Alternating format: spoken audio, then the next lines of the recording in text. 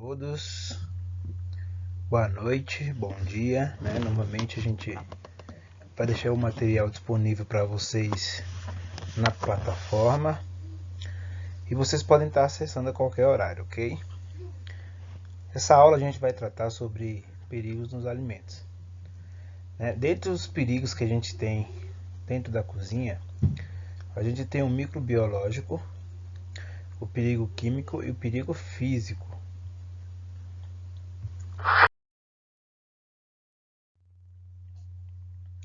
Mas o que são micro-organismos? Os micro-organismos são os vírus e as bactérias, né? Os seres que a gente não consegue ver a olho nu, eles são microscópicos.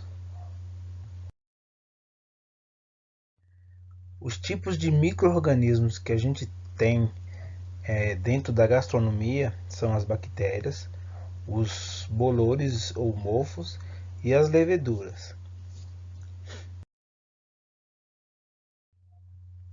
Como eles se multiplicam, né? Eles se multiplicam muito rápido.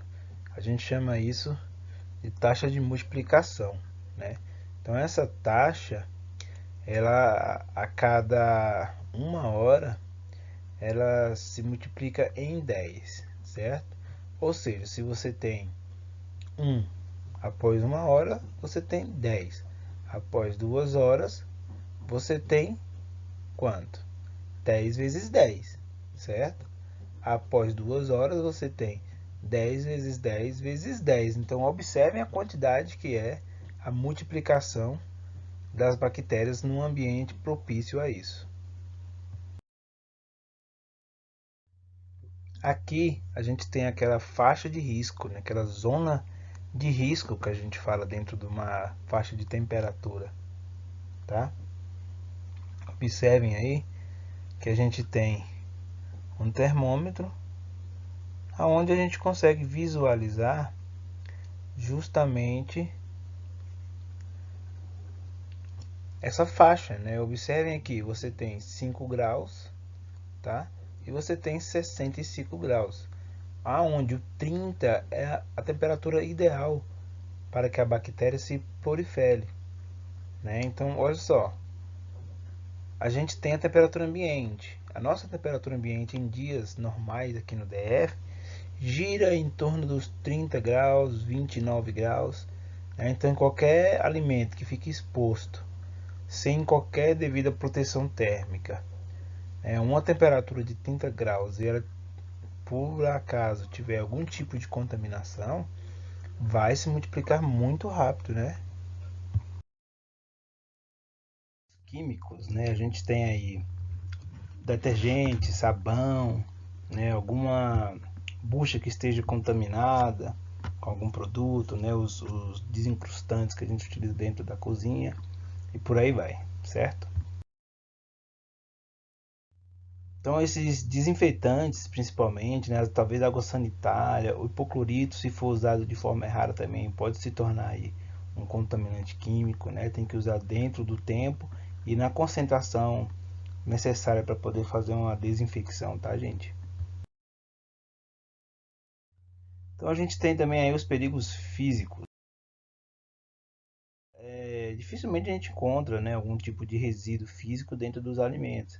Antigamente a gente via muita pedra no feijão, né? Talvez aí um pedacinho de ferro, alguma coisa, um velha, ou de algum tipo de utensílio que a gente acaba utilizando e esse utensílio está muito velho, solta ali um parafuso, é uma lasca de uma colher de pau e por aí vai, né? Então esse tipo de utensílio deve ser descartado, a gente não deve utilizar ele dentro da cozinha para evitar esse tipo de contaminação física, tá? Um exemplo clássico de contaminação física que eu dou para todo mundo é, por exemplo, uma espinha de peixe dentro de um filé de peixe. Ela é do próprio peixe? Ela é. Mas se você vende como filé, não tem que estar ali. O cliente vai comer aquilo achando que não tem nenhum tipo de espinho, nenhum tipo de osso, nem nada. Automaticamente acaba se tornando uma contaminação física. Como eu havia falado anteriormente, né, os perigos físicos A gente tem aí o exemplo das pedras, né? Normalmente vinha muito isso, às vezes vinha também o milho. Milho é uma contaminação física dentro de um saquinho de feijão, porque não é para estar ali. Então ele é algo estranho, não deveria estar ali, tá? Então a gente tem esses fragmentos aí que pode se soltar, né? De repente uma cozinha muito velha, que não tem manutenção, pode ser que caia realmente um preguinho ali de uma exaustão, ou pode ser também um perigo químico, onde o óleo que se junta ali na coifa fica pingando dentro da comida e por aí vai. Por isso que é tão importante ter essa questão de higiene, né? De limpeza, de organização dentro das cozinhas.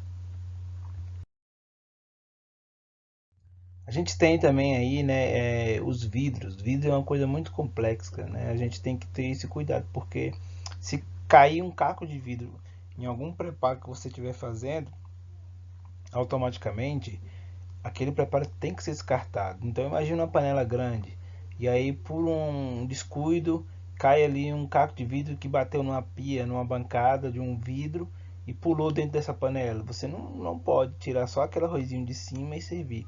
O risco desse arroz ter um pedacinho de vidro pequenininho e passar para o cliente é gigantesco. No caso aí das espinhas, já falei ali no outro slide, né? Então é importante que a gente não utilize é, vender o produto com a nomenclatura onde ele não tenha essas espinhas, né? Por exemplo, um filé de peixe. Então não tem que ter. Se você vai vender com espinha, você vai falar que é uma aposta, um outro corte, né? Assim como um frango desossado, que fica um fragmentinho de osso, um negocinho ali.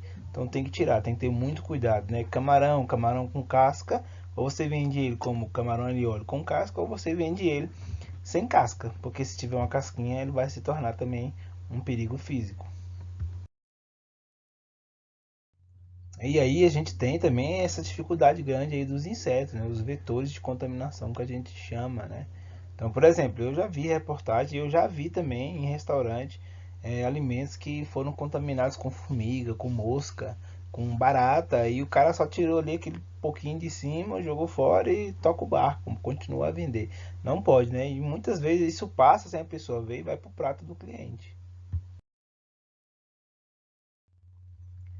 A questão dos plásticos também, né, é muito complexo. A gente sempre usa para gastronomia um tipo de plástico que é discriminado dentro da legislação, né? Então a gente sempre tem que usar o plástico correto de uso alimentar. Não posso estar usando saco leitoso, sacolinha, né, para poder porcionar, para poder congelar, para poder fazer todo esse processo que a gente tem dentro da cozinha e que a gente se utiliza dos sacos plásticos, ok? Cabelo, né? Cabelo e pelo, isso aí é muito ruim, né? Vira e mexe quando a gente tá trabalhando, a gente vê que tem um cabelo ali, né? A gente que trabalha com salgado é mais difícil ainda porque tem que tomar cuidado com aquela massa grande que a gente pega. Às vezes a gente tem o braço cabeludo, né? E aí sai aí esse cabelo no braço e gruda na massa, e aí o cara continua sovando e mistura tudo ali, e fica aquele pedacinho de cabelo que vai no salgado assado, então tem que ter esse cuidado, né? E a touca aí é imprescindível, né? A gente sabe que tem que cobrir sempre a nossa cabeça quando estiver trabalhando dentro de um restaurante. E a barba, né? A gente também fala que tem que ser feita diariamente, porque os homens, quando estão barbudos, a tendência de levar a mão ao rosto, tocar na sua barba é muito grande, né? Não que o pelo da barba, se a barba estiver cerrada, vai cair. Não vai, né? No pelo curtinho não cai, mas o pelo grande cai. Então é importante fazer a barba diariamente para ter uma boa aparência, né? Para que você evite ficar levando a mão ao rosto. Se você não pode fazer diariamente, que é o que a legislação hoje manda, o ideal é que você faça a barba pelo menos a cada 2 dias, né? Para que você fique com o mínimo de pelo possível no rosto, ok? Vamos falar agora das doenças transmitidas por alimentos, tá? São várias, gente. A gente vai tratar aqui as mais recorrentes. Então, para ser considerada doença transmitida por alimento, ela tem que causar pelo menos um surto, tá? Se acontecer em uma pessoa só, ela é tratada de forma menos agravada, tá? Mas quando você está tratando de alimentação e de venda ao cliente, é importante você saber que é através do surto alimentar é que essa doença vai ser identificada e vai ser tratada, beleza? Zoonose, né, é uma das bactérias mais terríveis que a gente tem, tá? E ela causa dores, vômito, diarreia, certo? Ela fica presente sempre no intestino, tanto dos seres humanos como de alguns animais, ok? Onde é a fonte de contaminação, certo? Então, tá em fezes de cachorro, né? De gato, principalmente, tá? Contaminação cruzada, ela passa da mão do manipulador para os alimentos. Então, se você trata de salada, tomate, alface, né, coisas que você não vai conseguir elevar a temperatura durante a cocção é muito difícil, tá? A probabilidade disso ter uma contaminação por salmonela, se a pessoa não tem higiene pessoal, é muito grande. Os alimentos envolvidos, ovos crus, carnes crus e água contaminada. Então, se você está trabalhando, por exemplo, em algum local, certo? Que não tem um tratamento de água, é possível, sim, grandemente que as pessoas estejam consumindo salmonela, tá? A carne crua, justamente porque tem a contaminação cruzada, certo? E você acaba não elevando a temperatura suficiente para matar as bactérias, tá? Essas bactérias salmonela. Então é importante cozinhar os alimentos a uma temperatura pelo menos de 65 graus, tá? Que é aí onde começa a morrer as bactérias. Os ovos crus não são permitidos, né? A gente sabe que alguns preparos a gente coloca, alguns cremes de confeitaria, né? Algumas coisas a gente acaba fazendo com gema crua. Mas o importante é que se faça um patabombe, que se cozinhe, se puder pasteurizar, que pasteurize, certo? Para que você não tenha nenhum tipo de contaminação, nenhuma bactéria. Salmonelose, né? É isso aí que a gente está falando. Então, o nome da doença é salmonelose, decorrente da salmonela, né? Então, é desidratação, vômito, diarreia, dor de cabeça, certo? É tudo isso. Qual que é o tratamento? O tratamento a gente vai fazer com hidratação, né? A pessoa vai tomar soro e tal, vai ficar descansando e vai ficar também isolada, né? A pessoa não pode estar trabalhando, não pode estar dentro do restaurante com salmonelose que ela vai passar para as outras pessoas. Então é importante aí que ela fique um pouco afastada, em alguns casos tratado isso até com antibiótico. E a prevenção, como a gente já falou, né? Cozinhar bem as carnes, trabalhar com água sempre tratada, né? Os ovos sempre bem cozidos e, lógico, sempre ter a higiene, né? Se for algum local que você vai finalizar os alimentos, você utiliza luva.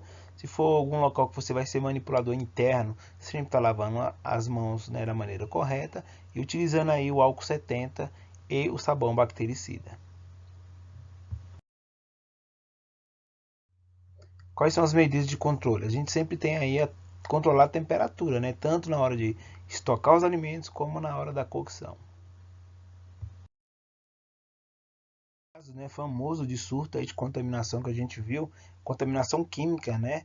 É o surto que aconteceu através da cerveja contaminada, né? Isso, todo mundo ficou sabendo aí da cerveja lá de Minas Gerais, né? Que estava contaminada, certo? E uma pessoa chegou a falecer, né? Se não me engano, uma ou duas. Então, tem que ter muito cuidado aí nesses processos, principalmente esses industriais. Febre tifoide, né, também é uma doença causada pela salmonela. Lembrando que aí a gente varia, né? Tem a salmonela SP e a salmonela TIP. Nesse caso, a febre tifoide é causada pela salmonela TIP e principalmente através de água contaminada. Observe aí quais são as fontes de contaminação, né? Então temos as fezes, a urina e, lógico, a água não tratada.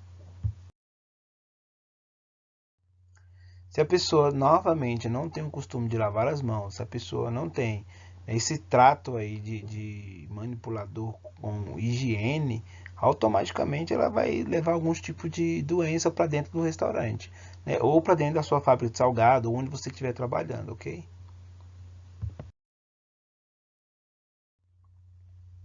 Quais são os sintomas da febre tifoide, né? Ela vai te dar febre alta, muita dor de cabeça, fadiga, você vai ficar com a cabeça meio aérea, né? Manchas rosadas, vai ficar com vômito, certo? Vai dar anorexia e pode causar até a morte. Como é feito esse tratamento, né? Normalmente são antibióticos, certo? Então, quando a gente trata de bactéria, sempre são utilizados os antibióticos, tá? Vírus, normalmente antibiótico não tem muita ação contra o vírus, né? A gente está vendo aí que estão receitando aí para combater o coronavírus essa cloroquina e a azitromicina, né? Que é um bactericida.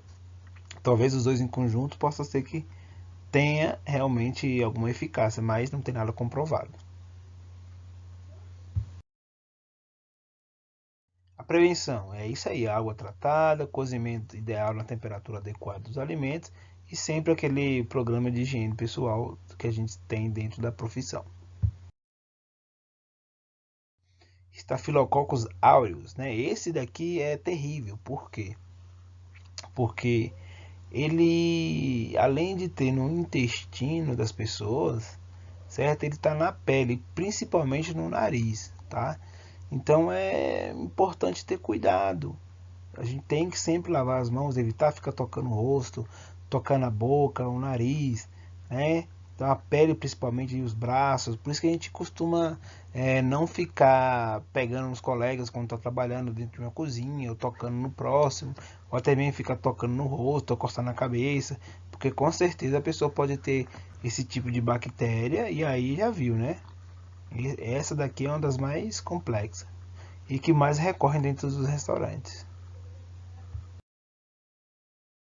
A contaminação por estafilococcus, né, se dá realmente através de tosse, né, de espirrar dentro da cozinha. Por isso que tem que ter esse cuidado, né, de sempre estar protegendo aí a boca quando for conversar, espirrar, se afastar de cima dos alimentos, né? E com aqueles cortes pequenininhos que a gente tem também na mão, né, por manipular os alimentos. Então, às vezes a gente está cortando ali rapidamente, né, uma batata, alguma coisa, acaba machucando a mão. Tem que ter cuidado, tá? Sintomas muito parecido com as outras duas que a gente já viu, né? A gente tem aí vômito, náuseas, às vezes um pouco de dor de cabeça e diarreia, mas não dá febre, tá, gente? Novamente, cozinhar, né, os alimentos na temperatura ideal, a higiene pessoal, né? Isso são medidas de controle. E quando a pessoa está com esse tipo de patogênico, ele tem que ser retirado do ambiente, não pode ficar trabalhando, né? Imagina a pessoa com diarreia e trabalhando dentro de um restaurante. Não dá, né, gente? Botulismo, essa aqui é uma das mais conhecidas, né? O botulismo é de onde eles tiram daquela bactéria o botox, né? Então, essa bactéria ela é extremamente perigosa, tá? Ela mata mesmo. Tem que ter muito cuidado e normalmente a medida que a gente toma para poder tratar dela é a cocção ideal dos alimentos. Um dos alimentos que a gente conhece que tem a maior taxa de recorrência do botulismo é justamente o palmito, né? Então tem que ter muito cuidado. Ou alguns enlatados. Imagina que você vai comprar uma lata de sardinha ou de atum e essa lata está estufada. Provavelmente ali você tem Clostridium, tá? Então não é legal utilizar esse tipo de alimento, não. Sintomas do botulismo, né? Você tem visão dupla, náusea, perda de reflexo, né? Dificuldade para respirar e tem que ter muito cuidado, porque ele leva à morte, né? Morte não é um sintoma, mas é uma consequência. Medida de controle, né? O ideal é coccionar os alimentos. Ah, comprei um palmito na rua, é desses caras que vendem aí na beira de estrada, ou comprei um picles de uma pessoa que faz e está revendendo. Não tenho 100% de certeza se isso tá legal. Chega em casa e esquenta de novo. Bota isso ali no no fogão e dá uma aquecidinha de novo aí até uns 90 graus, né? Antes de ferver você desliga, que aí você vai estar pelo menos matando a bactéria. Lembrando que você mata a bactéria, mas se tiver toxina, que é o veneno da bactéria, o calor não tira, continua contaminado. Então eu não arrisco, eu sempre compro coisas que tenham rotulagem, que tenha um técnico responsável para evitar qualquer tipo de contaminação. Então aí, ó, a intoxicação alimentar, né? Essa daqui é uma das mais conhecidas. Sabe quando você vai lá no hospital e o médico fala assim, é virose? É virose nada, isso aí é intoxicação alimentar. Você comeu alguma coisa que te fez muito mal, certo? E com certeza o Clostridium é um dos mais conhecidos, tá? Só que para fazer o exame, para você poder chegar nesse resultado demora um pouco. Então eles costumam dizer que é virose, te taca lá um soro e manda você de volta para casa. Como é que se dá a contaminação? É papelão, né? Por isso que é proibido levar papelão para dentro das cozinhas profissionais, tá? Hortaliças não higienizadas, certo? E carne mal cozida. Sintomas: diarreia, cólicas e dores abdominais. Medidas de controle, né, que a gente utiliza são justamente manter os alimentos na temperatura adequada, né, resfriar rapidamente os alimentos quando a gente está fazendo pré-preparo, né, principalmente, e a higiene pessoal. Lembrando que para esse nicho de restaurante ou de comércio, onde você tem o self-service muito conhecido, né, aqui no Brasil, a gente classifica como buffets também, né, provavelmente vão estar condenados, né? Como é que você vai trabalhar self-service num ambiente onde você não pode ter proximidade de pessoas, onde não pode tocar o mesmo utensílio e por aí vai, né? Então vamos ter que se reinventar aí esses restaurantes. Provavelmente todo mundo vai migrar para o à la carte. Bom, gastroenterite também é uma das mais recorrentes, tá, gente? Se dá através da contaminação cruzada, principalmente por saladas, né, e caixa de papelão novamente. Então, observe que é importante ter esse cuidado. Ah, professor, mas quando a gente fala de caixa de papelão, e as pizzas, elas não são entregues em caixas de papelão? São, tá? Mas pela legislação, as caixas de papelão de pizzas são caixas de primeiro uso e devem ser entregues pela distribuidora ou pela gráfica de papelão diretamente no restaurante, embaladas com plástico por fora e que seja destinada somente para a entrega de pizza, tá? Essa que é a diferença. Assim como a gente tem caixa de papelão para poder embalar carnes congeladas, né, frangos e por aí vai, tá? Então tem que ter essa visão. Imagina que você vai, por exemplo, aí em um atacadão, beleza? Aí você vai comprar farinha de trigo. Aí você compra farinha de trigo de papel, não aquela do saco grandona, né? Mas você vai fazer salgado. Aí você pega uma caixa para poder guardar isso, porque o atacadão não fornece sacolas.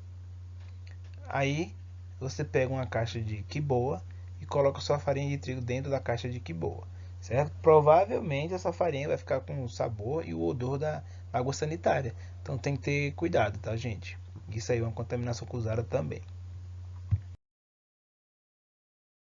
Os sintomas da gastroenterite também são bem fortes, né? A gente tem diarreia, a gente tem colite, né? É importante tomar muito cuidado porque causa uma dor intestinal muito grande, tá, gente?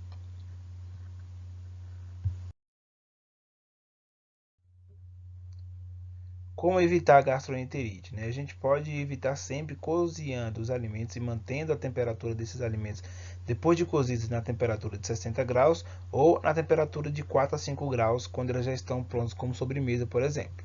Né? E tem que resfriar rapidamente os alimentos, certo? E lógico, o programa de higiene pessoal, né? Isso aí não tem nem o que se falar. A gente que trabalha com alimentação, a gente tem por obrigação de ter asseio, de lavar as mãos, de tomar banho todos os dias, de fazer a barba, né? Chega a ser até redundante ficar falando a mesma coisa. Mas é isso mesmo, tá, gente?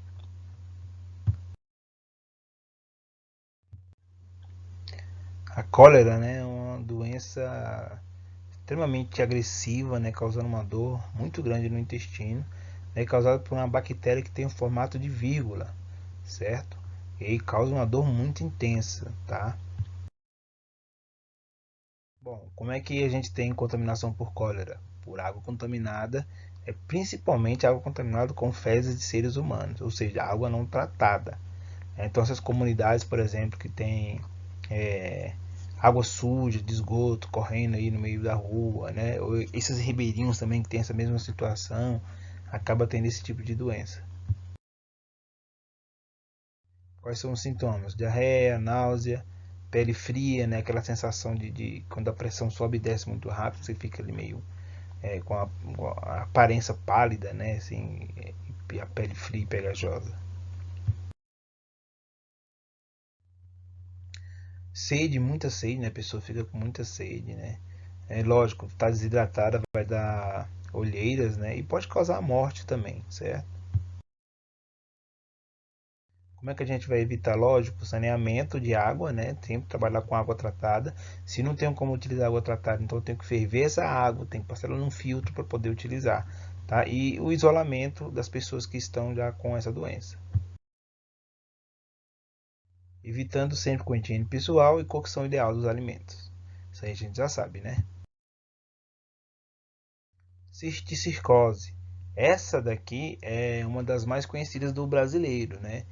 Foi famosa muito nos anos 80, nos anos 90, né? As pessoas tinham medo de comer carne de suíno justamente porque entendia-se que era na carne de suíno que tinha a cisticircose, tá? Mas pelo contrário, a gente pode consumir carne de boi também com cisticircose, que a gente considera quando a pessoa ingere os ovos da teníase, né?